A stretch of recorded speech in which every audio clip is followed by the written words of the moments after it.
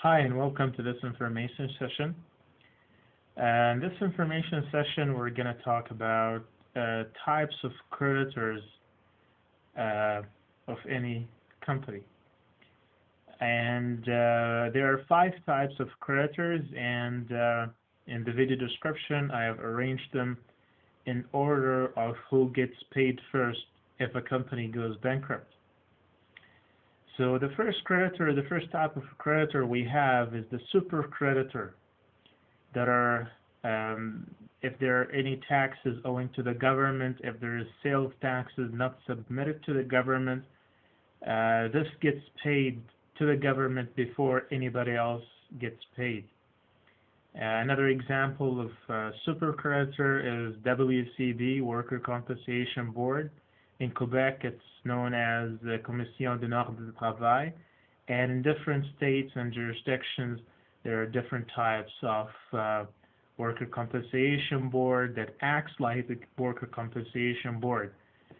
And there are payments to be paid to an organization that takes care of any disability that an employee may encounter while working.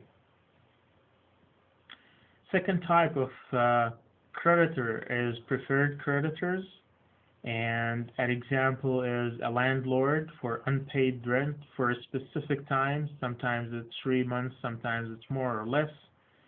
So a preferred creditor will be paid after the government and all super creditors are paid 100%.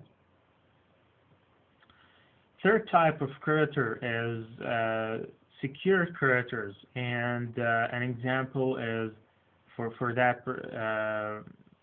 third creditor is actually banks. Banks who have collateral and liens against assets that they lend companies based upon. So banks can basically take the collateral back if a company defaults on payments. The fourth type of creditor is unsecured creditors, like lenders who has no collaterals, vendors, suppliers. So what's remaining after paying the first, the second, and the third creditor is distributed on unsecured creditors on a pro-rata basis. So if the total